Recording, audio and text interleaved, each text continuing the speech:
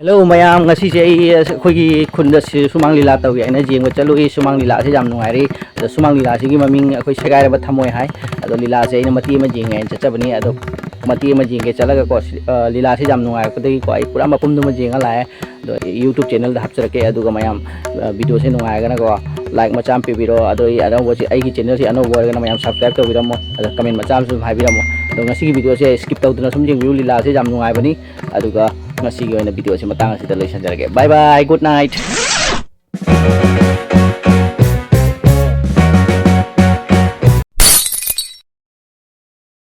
Kali mo soy kanin nang lihat ko daw. Soy na lang hamara ko daw.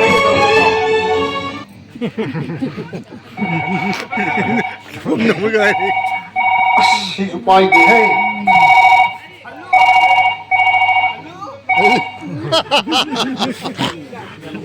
Hello?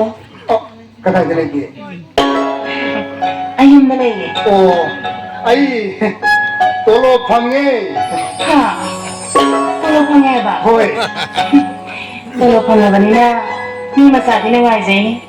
Mi masano ngai ko kam talai do da. Naksam dung halai ni yeng ihang hang away. Sana san tara tere ni panda sajra sung khai ni ba. Asing mo rin si ba? Asing bai ni. Yan, tajari eh. Hajo. ai go ai koi na ra si Ayun na lang sila kaya magi. Lusil mo. Ado sana di karam bujuri jo sani ni nong ta hayu na.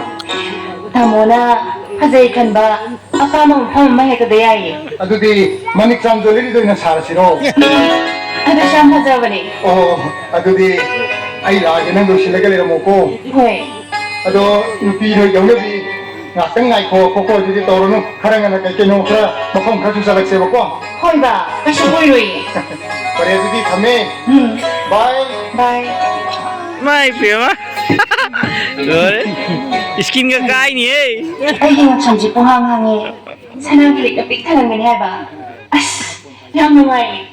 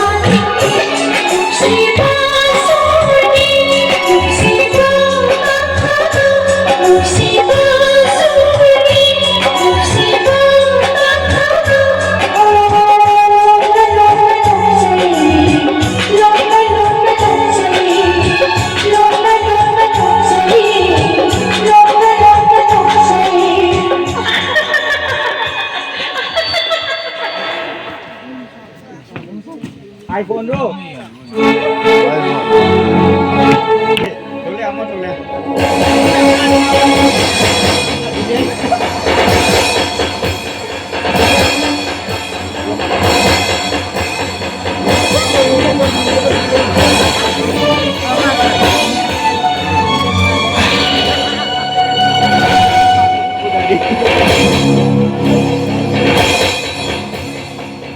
Hello. Hey, Malan!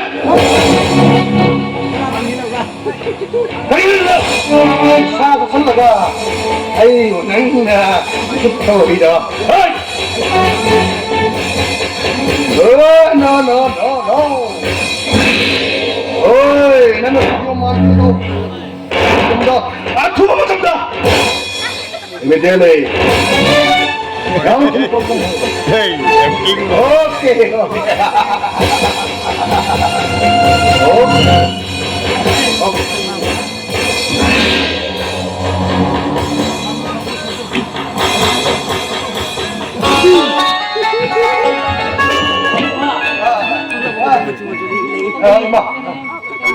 Iba, yani musuh ni iba. Yare. Isang yung sigaw ito na pajagreda. Sao riba? Ang lami ang nasali sigaw. Ito na pajagreda. Ima ko'y ba? Ko'y lagi ba na ito?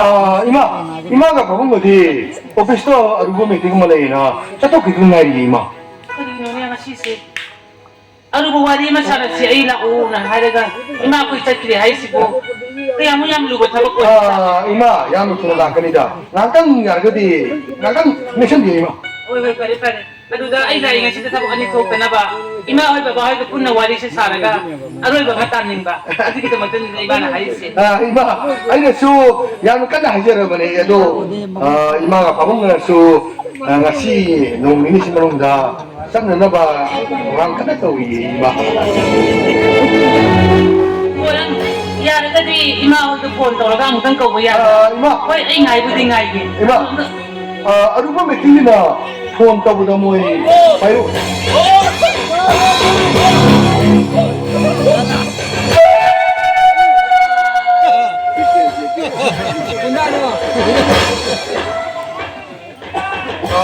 Ima, aigi business ki ima kan ni.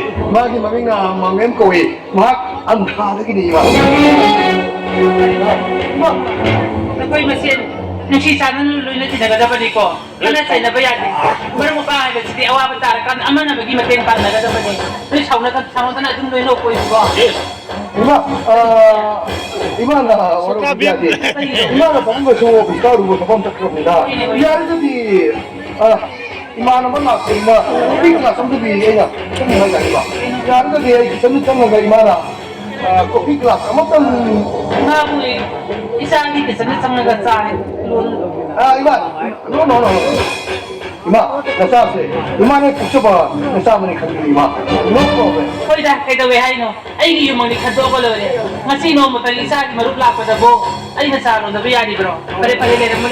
Ay nakuya nagi kopi do hawa si bile. Bunga. Nang mo sigaw wali sana na mo. Ay hindi masay isa puksa di isa do ng kanda di bali. Ay mo le. Oh! Mano ni. Yes, din face ko ito mano. Ay di kami pang sa di. Mano di igi pamundo ko ko ni na. Hey, mano di ba? Mano di ba? No.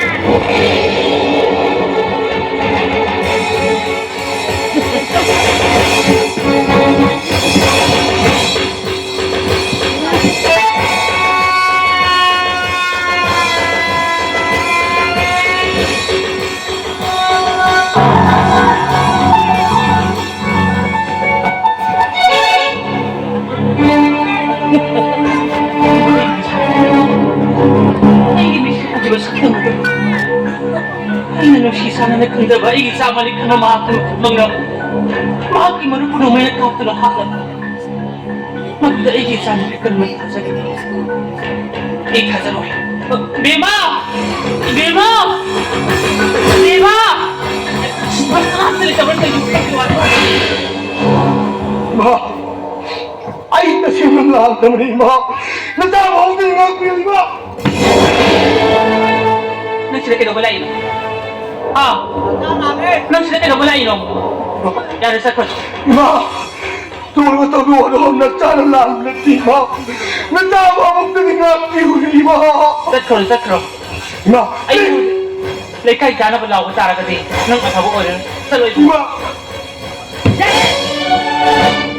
Karino! Ah! Nang masaw na may kalit sa Karino!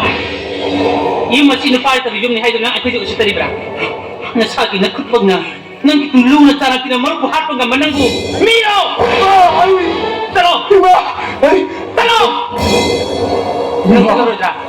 에이 Ha? 나 때는 전주 못하 때는 혹시 Ay, 이마 nagtataka ko siya ng kalorod ra. 이마 please 이마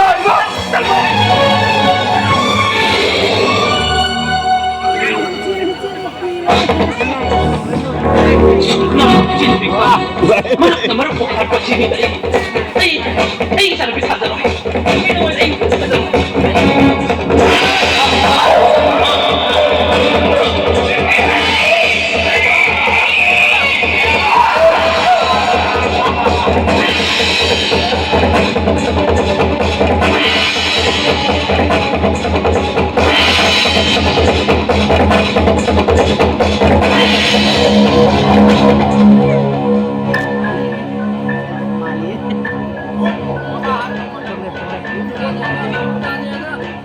Tulong, Wayne!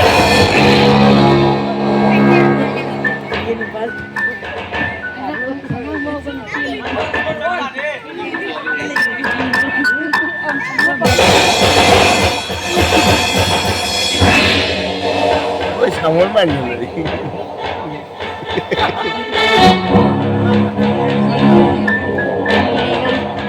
아 앉아 왜너니네 Kire. 누나누나 나이고 야로 노노노노노 아이샤루 도망내 내가 예 너희 가이 너희 니네 예 기가는 자 얼마 동안 이거 니네 아 낭냥 돈을 든다 너는 또 오케이 아이 좀더 돈 하나 더 고 아이 저는 연락 나가면 하나게 오케이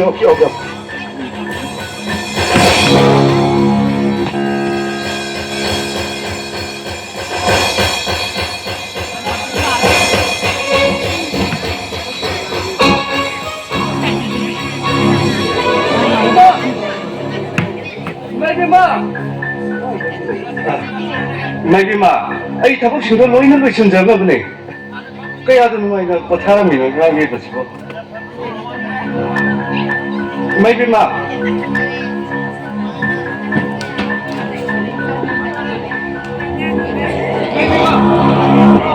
말기마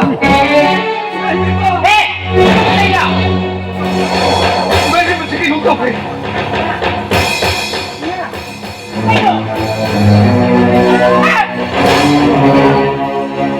Nanay, di mabakakulat tayo! Uy, masakit ang tao ko rin!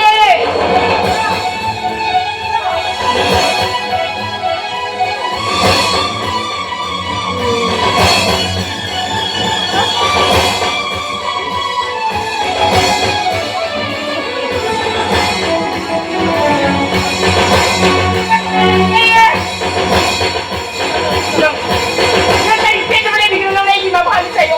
Tayo! Nanay, pwede mo na bigyan ng mabakalit sa'yo! 아이 마음 하피가 되셔서 아이 다복 신고를 하나보다 이마이 비범수야 손잡고 전문에 서서. Salamat sa nanay!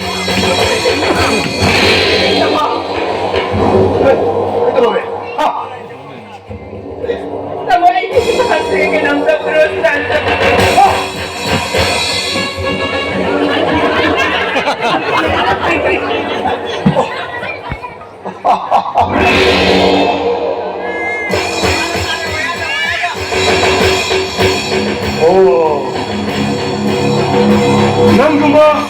다시 좀 너무 크리스찬 저거는 뭐 아니 무슨 놈 사이야? 나 이거 하트는 너무 많이 내 조금 했어. 멍청이요. 나 너무 시험을 보게. 너무 죄를 정네.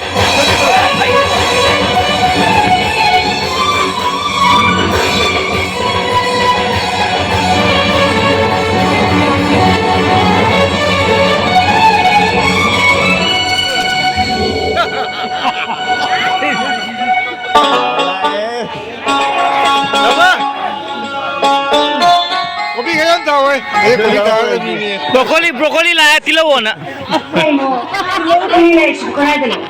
윤대니까 예, 시부임로 하시야. 내가 지금 뒤에 거의 연구진한테 이만하고 윤대 거기는 농구, 이만기, 해범시고, 시이용스 나트비 나이트가 하그님이. 하이나 진짜 멋진 노래 시기 드시랬을래 제일 영화라가 이만 바쁘면 많이 넣어보라 캐니 아이가 뭐다.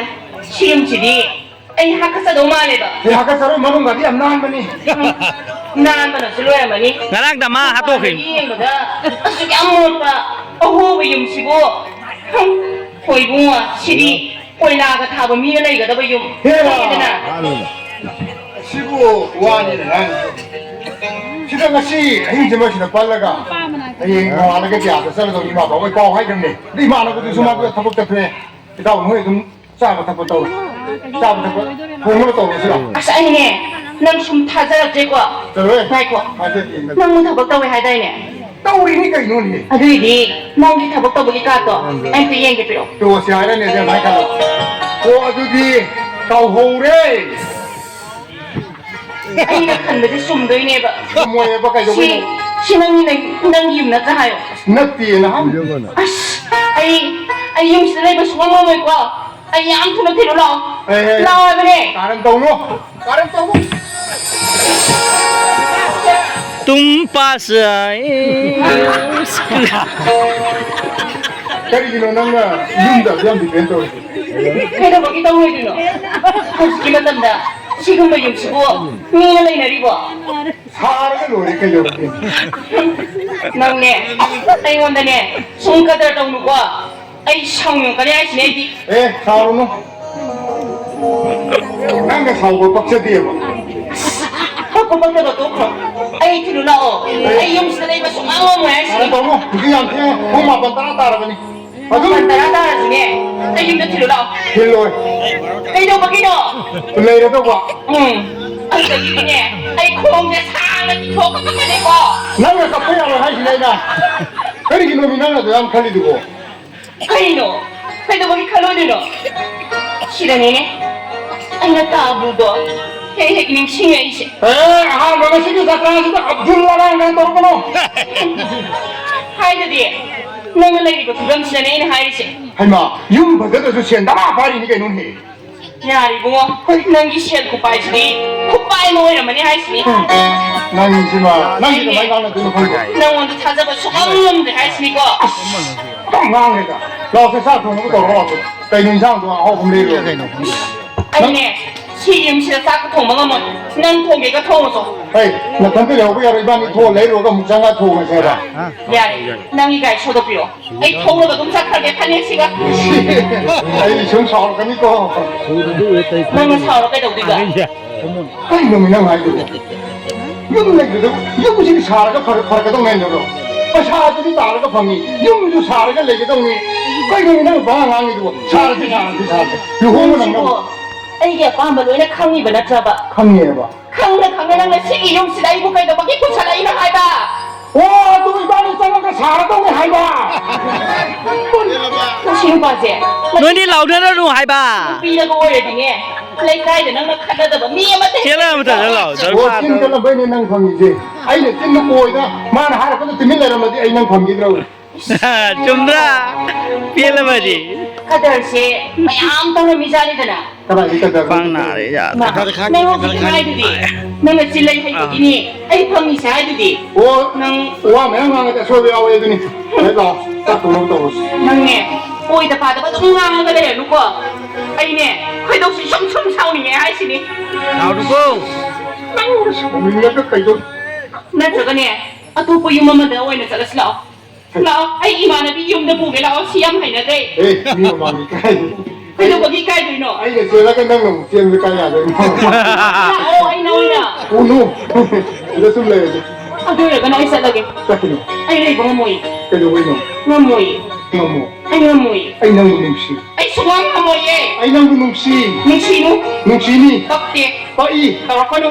Tao ni. Ay, sawra ka ni. Hao ko na haraka. Nang kudara sa nena. Ay na. Ay kijaye.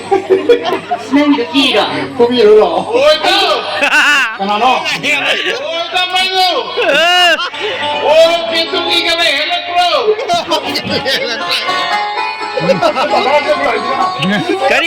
करी आइए भी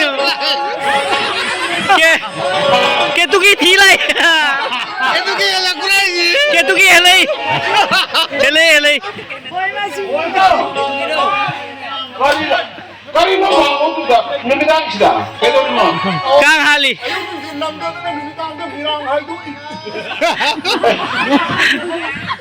No. Kali later mo miyaw rin. Ano? Kaya ko kimang rin. Kali mo na kaya ko kimang ito. Ikaw, ay. Ikaw mga sayo kasi, tapay kaya ka tungkol kaya tugi ka naman mo. Hindi pong mapagmakay ka na tadalain ni. Ano mo na? Ay ma. Kali mo na ikaw doon.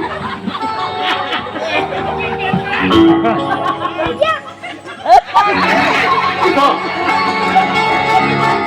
Kanino? Yang itunggal dari itu kanano tu. Ay, kanano sunod kita mini. Dari mi. Dari namidang kanu pagi ni sinabi na tokro. Kanano tu bo? Ay. Mandile na ay. Hanggang di sabot na ay mandile. Ina. Ito kimina. Iba-iba yan mo no ini sa. UMANG मांगे Iba kan mo na ikaw ba yung lalay mo na huhutang mo matala pa yung sinagani ko na ito. Kalam na kami doon ba yung napanan kalam sa mabinti ko ito ni Mike Kuneto ka. Iba jo asing maganita na ako pa. yang na आइए misery Kaya kitaway niya kasi mo kasi yung sumano boy na po sabay. Iba-iba lang daw ay. लोरे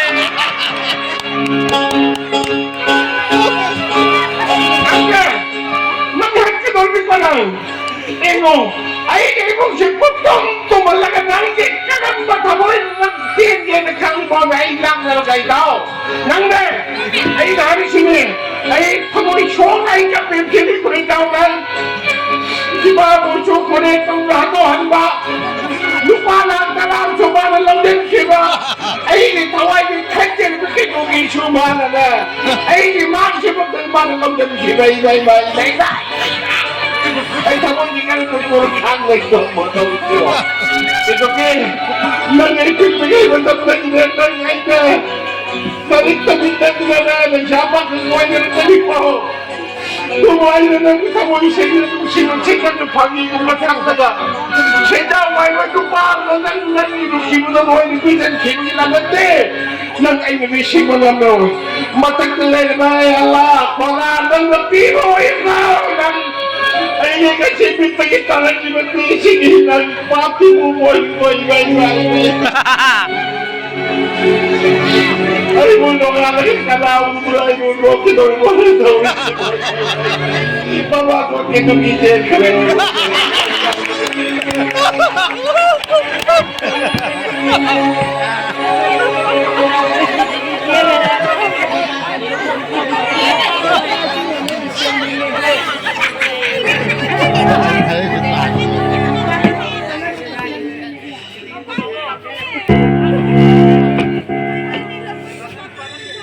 Abdul! Abdul ito ka mo.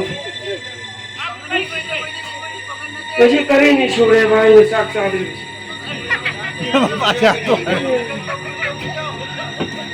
Ay Abdul! Yung sila Abdul ito ka lang ito. Ay Abdul! Ay, kasi ka rin isure na yung saksa. Yung sila. Abdul lu mulai kam jalan ni. Abdul.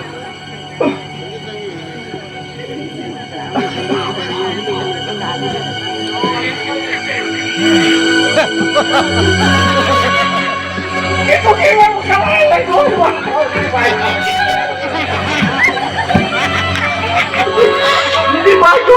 Si Mamo kasi ito niya sinahin ni Mamo mapanyang wala ito. Tunay sila na lumala ka na sa lamang kiba. Hawaii kan jadi bikin kaki cuma ada logik kiba jalan dia kau itu berwoi dia mengang jalan apa gitu cuma. Abdul, ini nggak tahu di sini. Abdul.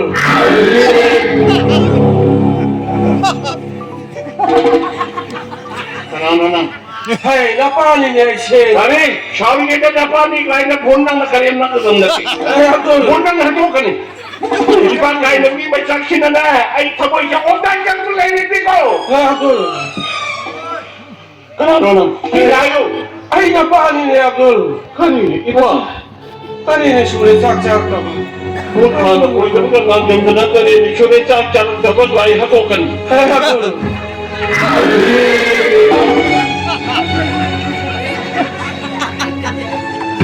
Makhong leibak tay. Sino magtahayo mo na? Talado lang ba? Hey Abdul! Ay sinapalin ni Abdul! Baba! Baba! Nagtamaan ka na eh! Abdul! Nasahay na wakit mamatawag kinangin! Baba! Natawag na magtamag kaya ang tawagin mo na sabunan ko! Baba! Baba mo niya ina! Habang tingin mo ang malayo na babay nung talang tunay mo ikan na pinagin baba mo kunyekong nung sinikintan ba ako? Ayaw kunyekong ba? Tunang siya na lupa lang ka raw sumarulong yung kiba. Lupa lang ka raw? Tunang siya na baba! Ito kiso ba? Iwan na lang kre baba! Natagal pang kain kre baba!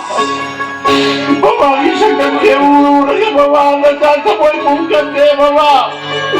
Ay, di ba mo sa kanyaw kay Baba? Abdul, kapan mo Abdul? Bibigay ko sa sige Baba na yung sa akin dito na Baba, kita yung po dito na sa wala mo yung punong ibay raw, Baba!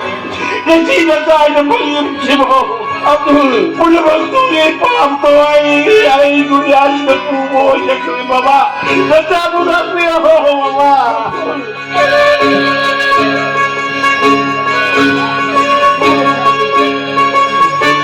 Pemati, nanti kalian lagi mama, nanti kalian lagi mama. Masih tadi ni pan curi ni pan pacar apa? Jangan si mama, lau sang si. Jangan ganti ke mama. Oh, jangan ganti ke. Oh, lau.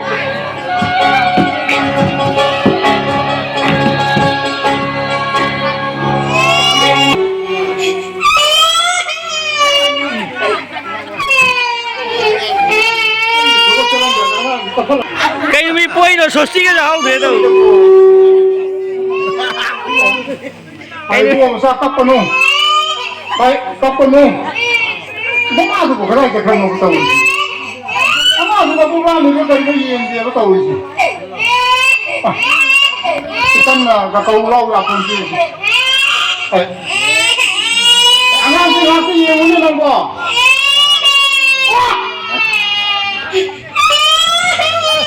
Si Faroe siya nga, si Mama Along si Faroe. Ay, kami si Faroe. Tara, bro. O, tari, bro. Oh, kanino mo ba? O, ay tapos sa kila, o. Kaysa narinig.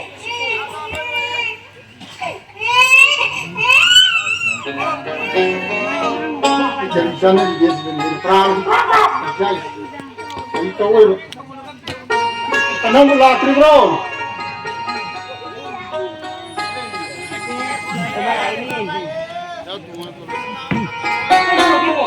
Hay ma, ay tapos sa video niya. Nang tabak ka, ay gagawin may nangyagi. Hay ma, ay tapos sa lang dahil nang yung sa lesinang tigi kau rin mo sunog. 사장님 게다 손다 흰곤기나 비고 보이거든 인장아 비고 타거든 뭐 통만 강면은 이간지다 나는 다 sakır가 호렌 탱나 한자다 그녀 베냈다 O, nganda sa kaya tiyan ng dila pa do. Ay yung ka sa ladi, adong nungsitan na rin na. 이씨 그 이상을 얘는 왕이드나 Ay, yung nungsitan.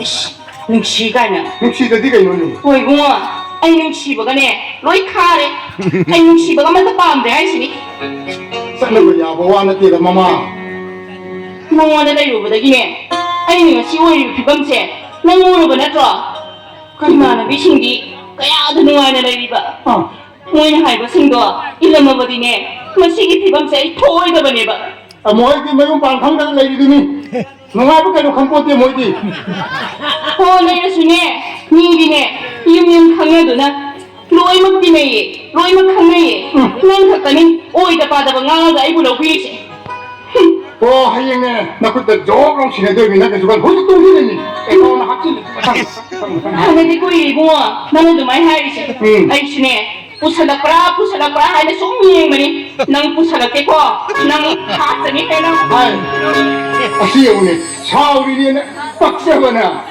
aswane ka tawne o mai ki sauri ne ngon kari tawre doino nang tawri su kari no ba yone is nang di building da thamdoini mathon chadoni kaina is sare ne mathon is sare ai ka magamtre sare hai kari yuan ka de no litte garur ke de ai asonna mu piwon de garur mu kuma sakun ne sange ki garur mu sake de ni ai ne taw yo plan de lo ne siema ga lo re ni nang sunga wa halo asani ne da yang putti benang ngangi do oh kai do bai patui no ai nang thamu sing ne as yang putti kai do bai patri no Pakye tumina yo aine yengune hausi kwaibo khojin changdana kedana legadaba matam sida thang suri sibaga napi phorenga nai busi tau dana thami sibu tolo sabagi no piro adu nang hoki ka khami ro nupi officer ki nupi ne uji BP pokai no sineri sidi ha nang du humang ta hali gane adu nang ji ai musi ja ga nang ji sido ka de kana yeng le homi oi bunga nang ni nak dai badane ani sara hendana saba thakpa yadadana haksang ka se sum tang hai ra tore adu su tai ting ne nang ka su khalu no nang ni ngai na ba ai na loi na hola ni mama ai nang bu thamu se ne rusi nang ni samlang ga lasing ma kon masing tang pala ko da bi ki bi da hori ba lasing pan bi sing se yang phok ke ai na khali Andre oi dai se yan maliko che patro nang jo ka tong no me hai na ki pai ku sinai ro mi ma ki mo wa mo ko ro ba taxi ka sinai da ba imung do ka jung bu su ma ro hai nang se ai gi nung si jar ba nu pi ai sina nang gi amata ngai ra ba nu pa ꯑꯗꯨꯒꯨꯝꯕ ꯅꯨꯡꯁꯤꯕ ꯋꯥꯍꯩ ꯋꯥꯇꯥꯒꯗꯣ ꯑꯩ ꯇꯥꯖꯅꯤꯡꯗꯦ adu ta na ko ni ai na nang bu thola ki advance fees oh ꯅꯨꯡꯁꯤꯕ ꯀꯥꯏꯅ ꯍꯣꯏ ꯏꯕꯨꯡꯉꯣ ꯆꯈꯥꯎꯗ ꯀꯔꯤꯝꯇ ꯌꯥꯎꯔꯛꯇ꯭ꯔꯀꯥꯟꯗꯗꯤꯅꯦ ꯅꯨꯡꯁꯤꯕꯒ ꯑꯩ ꯂꯣꯏ ꯈꯤꯔꯦ ꯍꯥꯏꯁꯤꯅꯤꯀꯣ ꯑꯩ ꯈꯤꯔꯦ hai ai na sai hai do ni dieting ni kha ka ta sa do ni na sa do ji na sak na su phajari ro khaji cha ba ni mayam sa la ki yem am ta na ta ko ngam moi adu ji ai ru ki ni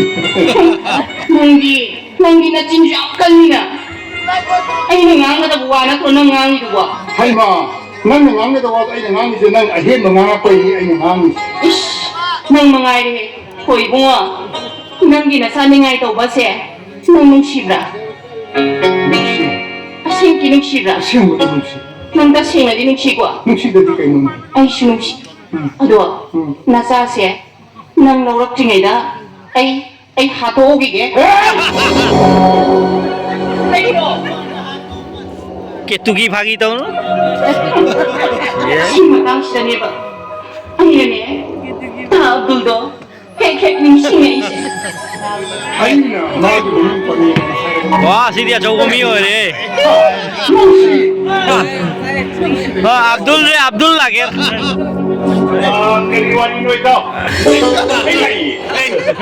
kari ay si obito nung bagi sumtang jalo kanita ulo so pwede isang libre mo iso ulo to ko ine ino sumakitang jalo kanita oh ha abdul lage kanino chuta manam namin si bunyum yum se phala hon to ko ni da oh sa na ba yo drama ni sing ba o ni lo ga dai hoy a kuiro isa ga ni oh ato ita office ni sang na nito kami nito ai mi mo na ma thang ni oh oh ai ne yum si da le ga ꯍꯤꯡꯒꯣꯜꯒꯤ ꯁꯪꯕꯟꯒꯤ ꯌꯨꯝ ꯁꯥꯕ ꯑꯣꯏꯔꯦ 누가 아마 어떻게 가복시 ꯍꯣꯏ ꯍꯣꯏ 아도 이따 위 까라이들 내리 뭐 스테이션 까라이들 컴미 폴리스니나 ꯑꯩꯁꯦ ꯕꯤꯁꯦꯝꯄꯨꯔꯗ 비센토르 라피 거이다 ꯍꯣꯏ ꯍꯣꯏ 또 이따 우리도 시부 다도 깨깨 노네 컴퓨터 60 ꯊꯧꯖꯔꯦ 16 저기는 아이쇼 다복 떠래 센트럴이네 하이마 아이 세계대도 컴미 ꯌꯥꯝ ꯐꯔꯦ ꯅꯨꯡꯉꯥꯏꯔꯦꯅꯦ ꯑꯗꯨꯗꯤ 그래서 아이나 이티게 땡이야래 다음나 ꯍꯣꯏ ꯍꯣꯏ 아도 이따 오늘부터 엄마 아이고 다복 합의기네 내 루파 락다라 넣기 거이다 아도 그치야 이따 와는 내 비로는 가는데 이상 이게 몇이네 만화가 야리가 같이 사나운 거 비오는 거 고생 말리네 와 루파 락다라 다 해주니까 따라봐 따예 자 야선이 들어올 아이 자 탈로구나 가야지 얌파레 따분 시니라이티에 그래야 ꯑꯩꯅ 이거라 아마 당기받아나 까다이다 당그런데 오늘이네 우찌랬자. 뭐라 나고도 하드면 탁보다 로이 그래 계속히 이따 아이고 나는데 경비노 아이씨에 대한 이 पैसा 끌 수 있을 거네 아도 나 제니 때 해봐라 이따 거기 또 방금 가는 비디오 거 예, 언제로 내가 나봉 내 칼로네 아이고니 담을 샤오니 아무런 담을 했더니 세 언제로 이따 아이 기사는 비디오 신나는 게 있다 세 저기 비쇼고 뭐래 띵방 어머니 연결 넘겨놓으세요 아이고 통신 모르겠 수마이나 polisi에 사연이 있나 수마이나 현장 오후 야 그냥 이거 뭐 간데 영 퍼잖아 참뭐 돈 많이 망하고 숨는 호하는 것이고 이따 아이씨 타보면서 조사가다봐 호이 내게는 피슈 이건 이상한게 타박할 수가 좀 있어 어디 도민이라 시와 이따 토크야네 나도 이렇게 마땅한 거의 가기 전에 또 느끼봐 나도 이거 나눠놓구나 hojikteesu manipurdagi hatagola pridagi nupi mahan singladna masu thabak ni employee ni adu hongda ba kuijalakre mapa su ko election vote card na hujikse hujini jinga sarkar sai yauri adu itaw ai yongna ba tawge ko ai yongna ba tawge ta adu itaw ai na haje kibiduni 계속이 세 마땅 momeda na koy 가기 전에 있던 거는 hujikti itaw giloy ni bido oiramnina kaya mo haini ado itaw mga yatena pando yoto ana yayaw isan sibi ado itaw angang amati yaure na sumtaza ba ina 야오렌 샤마 hoy pare angang siyempre ko pergi besan sa buat bertarap so ay gitu rumpek itu may kakijar kay itaw agol You get out Please get out itaw yunda aishe atiti mo inalakyan atiti mo na atuk yan na bewar kayo maghabubi 아이 그놈의 컨테 itaw ay nahay ka dapat salang na punsise sangkaba punsise nungaya kanina never agol itaw ay nini mataman na ini itaw kahit salang hay na sini ising dataw karapag kongol kumani ito na tama matang sway makini na hindi mahalang gani bema isal wala na kang ino nang inupase sa lakar kalinak section nila yung ay nga siya 와기 말이 없다 신나를 꼭 거짓먹기 아이야 내마 깍지 다 아들 따가ling deda kaya na atuk kanti thong na tao ito ba nung sigayo mata mamada nung sana na loy na ramado madugi mahay na masidi sel karadang mo na so mating pangbili sa haraw kay haydaga nang nadugyang panalaw ito ko kayo kinuhay kami 낭비 시엔 컷들이 울어버려 아 Ayma, 낭비 시엔도 컷들이 나를 울렸어 kano bagi uloy duno isang mayaw ba ni ang siyembada siyel sa minilupa sana ba diyaroy niya nang kangagale ho kaya isa kage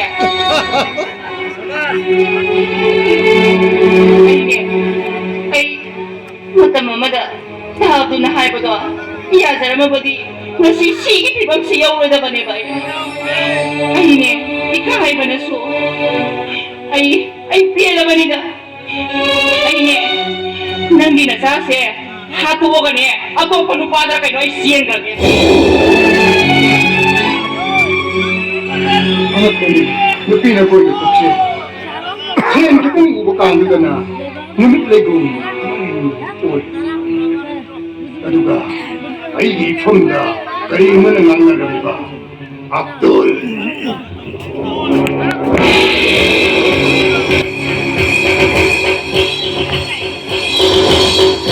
Lama pocket easy.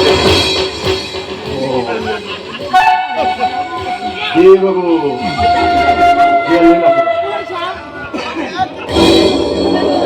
ಅದುಗ ಮಹಾ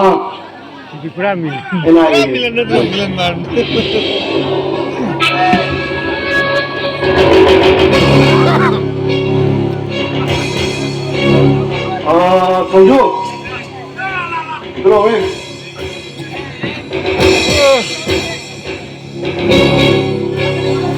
Pocket easy nyo. Ini kau bisa kena je. Ini kita satu yang ini. Ini business ki. Harus kau bergerak dengan jaga di. Nang lagi pun cuma saya bahu. Nang kari mau lagi ni nanggo. Taman haibo waktu ay sana demi Alu dah luri budi. Imagi dia bukan masuk saya na. Jalan kami na. Jaga di lagi bulan tempat ini amci. Yang tua maga ayi business ka. Pun tak ada saya bahu. Nang yang kiri. Tamo na sa sahibido ay sana demi adubo nusikraba imani para tambilan ba yung ikonsibyo to na sa pwede ay kasi na pambali Sunod mo. Ay nahibdi.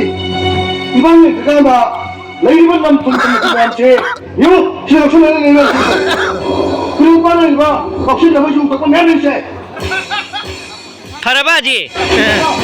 Karabaw! Yan yan sila. Ay, bawi. Ito na. Ay nahibalo. Nang nangyari na di. Ay ka, kaltala ko sa mensahe si nang pinagkabalik na ha. ay sana yan ay pagkakalo Ihe! Nang nasana yara so ay naibati nang hihingan sa matibante. Ano maga? Ay gikabar ka sa nang pinagkabalik na siya. kaya ko suwa mo Ihe! ay kamo Ito!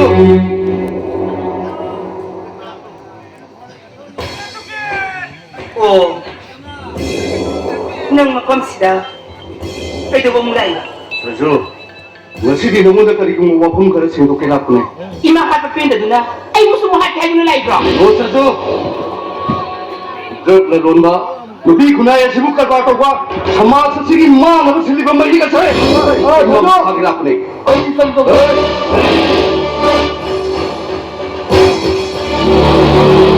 Ataka aja kali ini. Rajo!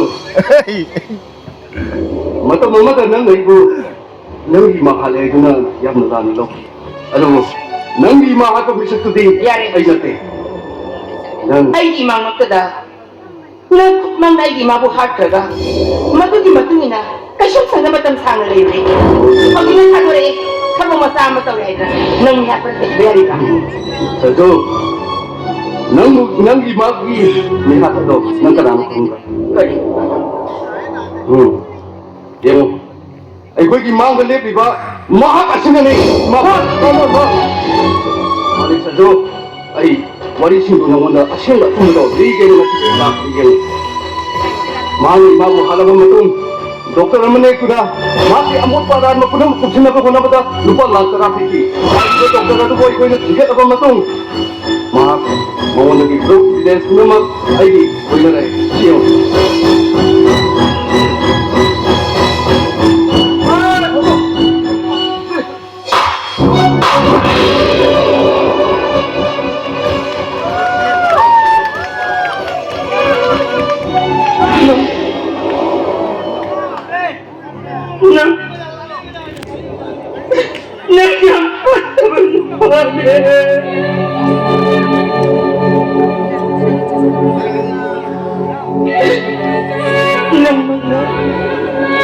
Adun sa turong binayay ka na baliti ko tama. Ay, imana na mo. Kaya po sa mga sama ni Kanti. ꯆꯠꯈꯤꯕꯅꯦ ꯑꯗꯨꯒ ꯅꯪ ꯑꯩꯒꯤ ꯏꯃꯥꯕꯨ ꯐꯥꯅꯕ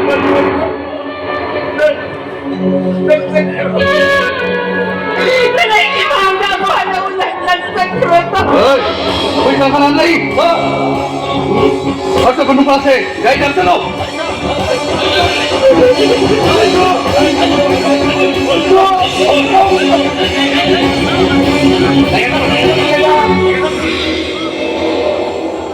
nang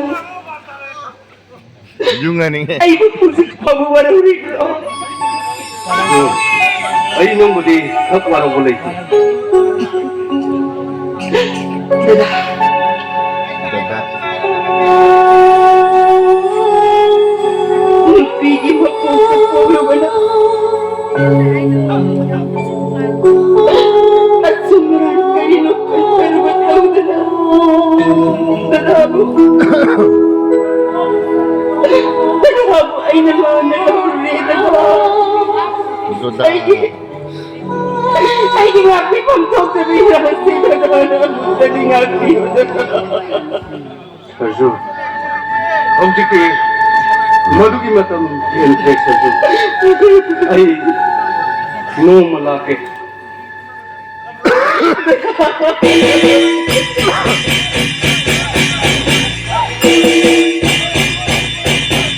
Nasi di matang sa ilalo sinjan. Thank you. Wait a minute. Oh, lilalo re. Lila maming no to mo. Kang dilam je kan dikham. Lila maming gangaw re. Lila maming. Aduh subscribe to video mo. Lila maming khang de kai ko na hai ke.